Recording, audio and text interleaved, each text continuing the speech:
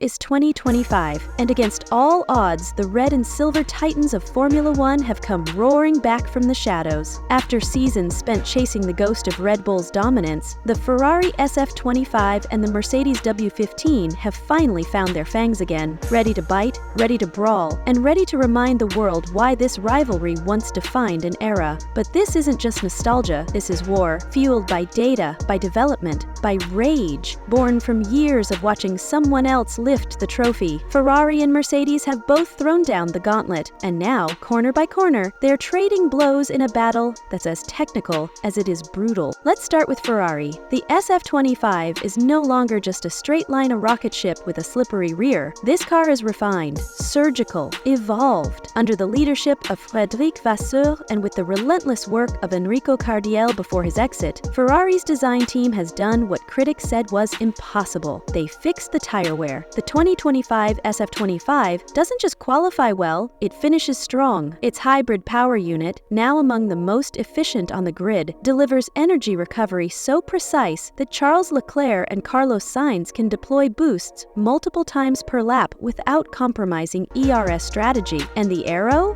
Gorgeous. The double-element beam wing, combined with floor-edge vortex channels, gives it phenomenal rear stability, making it a monster in high-speed sections like Suzuka's 130R and Silverstone's Maggot Speakits. It's no longer fragile, it's ferocious. And when it's in clean air, it looks like a championship car. Now Mercedes. The Y15 is what happens when desperation meets genius. After 2 years of stubborn persistence with the zero-side pod concept, James Allison and his team finally hit reset, and what emerged was a car that feels like a whisper from their 2020 dominance. Wide, sculpted side pods, a longer wheelbase for better stability, and a reimagined front suspension geometry that gives Lewis Hamilton and George Russell the kind of front-end bite Mercedes fans have been begging for. W15 is the most balanced car Mercedes has built in years. It's not the fastest in qualifying, that honor still flips between Ferrari and Red Bull, but it's terrifyingly efficient in race pace. On tracks with abrasive surfaces like Barcelona or Qatar, where others burn through rubber, the W15 just keeps going,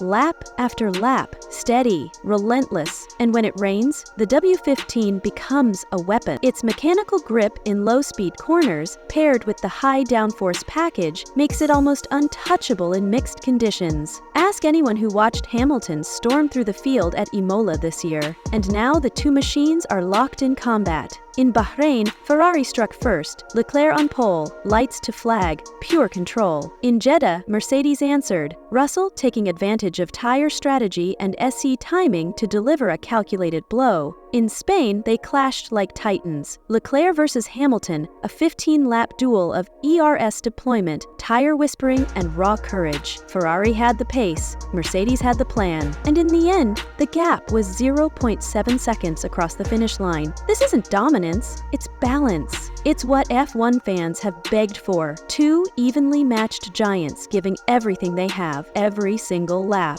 The numbers tell a fascinating story. Ferrari's SF25 leads in corner exit acceleration, thanks to a perfectly tuned torque mapping system and reworked gearbox ratios. Mercedes, meanwhile, dominates in medium-speed lateral grip, making them lethal in Sector 2S across the calendar. Ferrari has better DRS efficiency, but Mercedes makes up for it with better energy deployment on defensive laps. Ferrari is slightly ahead on dry track raw pace. Mercedes is better in the wet. The margins are microscopic, the stakes colossal, and the drivers, Charles Leclerc is finally in a car that listens. His qualifying magic is now backed by race pace. Carlos Sainz, underrated no more, is using the SF25 to prove he's more than just a number 2. Meanwhile, George Russell is maturing into a strategist's dream. Quick, calm, calculating. And Lewis Hamilton, now potentially in his final F1 season, is driving like a man possessed. Every overtake, every defensive maneuver, every split-second decision, it's legacy on the line. It's not just about wins anymore. It's about writing the final chapter on his terms. The paddock can feel it. The fans can see it. The championship is no longer Red Bull's to lose. It's a three-way brawl, and Ferrari versus Mercedes is at the heart of it. Behind closed closed garage doors, both teams are already working on their Phase 3 upgrades. Ferrari's rumored to be testing a new mini DRS deployment trick, adjustable flaps that give micro boosts on shorter straights. Mercedes, not to be outdone, is working on a hybrid rear suspension that could flatten tire degradation completely. The development race is white hot, the politics even hotter. And yet, as the season barrels toward its midpoint, the intensity only escalates. In Austria, Ferrari unleashed a new floor upgrade that clawed back 3/10 in medium-speed sectors, enough to turn what looked like a sure Mercedes front-row lockout into a split. Leclerc once again defied physics in qualifying, but Sunday, that was Mercedes territory. The W15 came alive on race pace, particularly in dirty air, thanks to their re-engineered rear diffuser, which maintained downforce even when tucked behind traffic. Russell hunted Leclerc down with ruthless patience, lap after lap, waiting for the inevitable slip, the lockup, the moment the tires cried mercy. And it came. On lap 57, the silver arrow struck, and the red machine had no reply. It wasn't just a race, it was a message. Mercedes doesn't need pole, they just need time. But Ferrari wasn't done. The very next week, at Silverstone, they returned the favor. With a new front wing design, revised end plates that increased turn-in stability, Ferrari finally solved their low-speed corner entry weakness. Suddenly, Leclerc and Sainz weren't nursing the car through village and club. They were attacking, throwing it in. At home, in Hamilton's backyard, it was Ferrari who stood tallest on the podium. Charles lifted the trophy and Sainz clutched fastest lap. Hamilton, a lonely P5. The old lion was rattled. The fans divided. The championship exploding. The constructors' standings are now a blur of red, silver, and blue. Red Bull's lead? Shrinking. Fast. Ferrari is within striking distance. Mercedes is not far behind. The psychological edge shifts with every session, with every new part, every gamble on tire compounds, every perfect or disastrous pit stop. This isn't just strategy. It's a chess match at 300 km/h. And if either Ferrari or Mercedes wins this title, it won't just be a victory. It'll be a resurrection. So don't miss the most thrilling F1 season in a decade. Subscribe now, turn on the bell, and stay locked for weekly breakdowns, tech secrets, and exclusive driver analysis. Because this isn't just Ferrari vs Mercedes. It's legacy vs redemption. And the war for Formula One's future is just getting started.